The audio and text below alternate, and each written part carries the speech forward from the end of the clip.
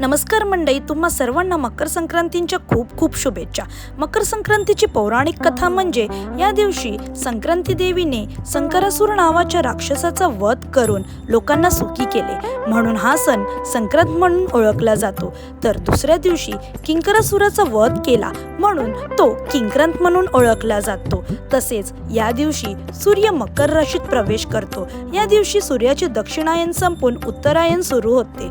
शास्त्रानुसार उत्तरायण हा देवांचा दिवस मानला जातो, तर दक्षिणायन ही देवांची रात्र मानली जाते। हवामान थंड असल्याने मकर संक्रांतीच्या दिवशी तिळाचे लाडू एकमेकांना देऊन तिळगुळ घ्या, गोड गोड बोला असे म्हटले जाते, कारण की तीळ जे आपल्या शरीराला ऊर्जा देते।